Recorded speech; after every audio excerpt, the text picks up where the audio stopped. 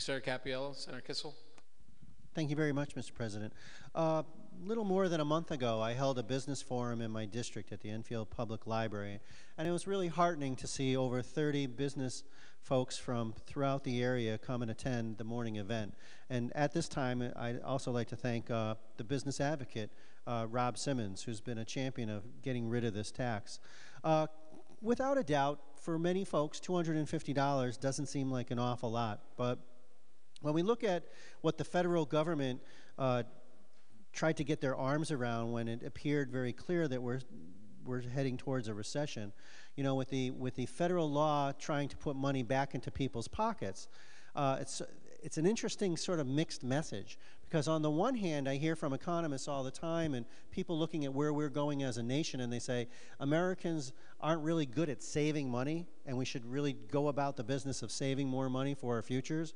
But at the same time, because of our economy and the way America does business, it's also very, very important to have consumer confidence and to have people going out there and spending a healthy amount of money to keep businesses going.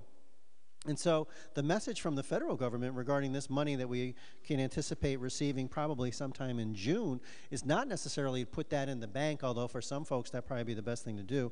But the real message that I heard from Democrats and Republicans in Congress and from the White House on down was that they would hope that people would spend that money to help give the economy a shot in the arm. Go out there and do something and it'll mix into the local economy.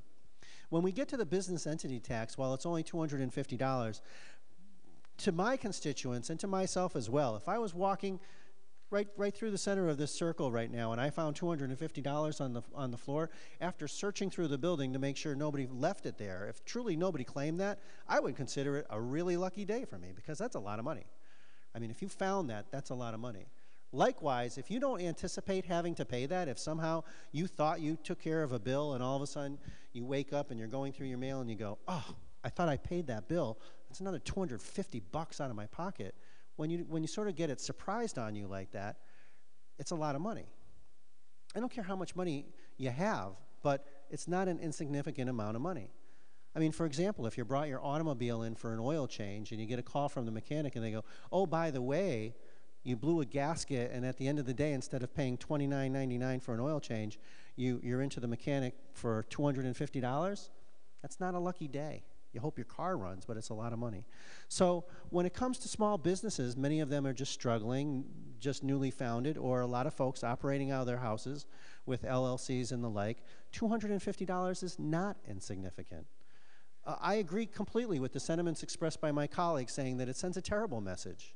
I know that I testified on the repeal of the $250 business entity tax before the Commerce Committee, and it was pointed out during that public hearing. And Senator LeBeau had some concerns about where we ranked according to a national magazine. I think it was like Relocation or something like that, that gave advice to people and folks throughout the United States as to which states are good to relocate a business to. And Rob Simmons pointed out that the particular edition that came out most recently had Connecticut as 50th.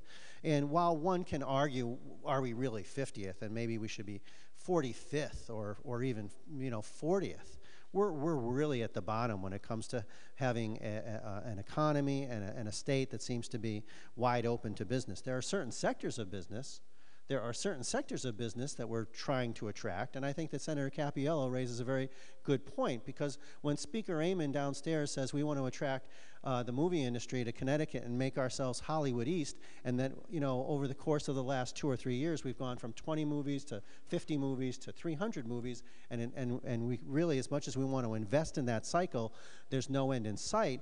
That same set of thoughts and constructs, the paradigm regarding business expansion, applies to small businesses as well. I mean, one of the things in studying this issue that's really come home to me is that the driver of the economy, not both nationally and the state of Connecticut, is small mom and pop businesses.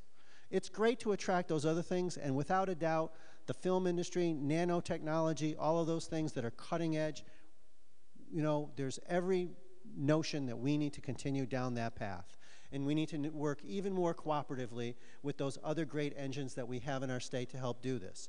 whether it's creating a nexus in a certain part of the state to try to build up that kind of energy, or whether it's working with a particular University of Connecticut or one of our state colleges, state universities, to try to create that critical mass to try to help a certain industry along the way. But you know what? Let's not forget the small businesses, where that $250 means a lot, both as far as the significance as to the message that it sends to the people throughout the state of Connecticut and outside in the greater community of the United States, but just as to what it will mean as far as putting money back into our local economies. It's either $30 million for us, and there's no lack. There is absolutely no lack of laudable goals and projects and initiatives that we could point to and say we could really use that money. I will grant you that. I could come up with a list of 10. And whether it was early childhood education, whether it's our seniors, whether it's ConPace, whether it's Husky, we can go on and on and on. But if we cut this tax, we send a powerful message to these small business owners. We send a strong message to other folks in the United States. And fundamentally, we allow that money to get plowed back into the local economy. And again, as it was pointed out by Senator DiBasella, whether that's buying a printer, whether it's buying an ad on the radio, whether that's buying advertisements in a local newspaper, I mean, a lot of businesses out there could use that money. And that would sort of have a domino effect. So I think at the end of the day, you know, I'd like to believe that this legislature, before we adjourn to the beginning of May, hopefully, knock on wood, you never can tell, that maybe we can go down this path and really make that commitment, because it was really sort of exciting at the beginning of this legislative session in the first weeks of February, where everybody, people were stumbling over themselves trying to say, this is the way we need to go. It's time that we got rid of the business entity tax. And for that, I stand in strong support of Senator Nickerson's amendment, and I would hope that my colleagues also vote in favor of it. Thank you very much, Mr. President. Thank you, sir.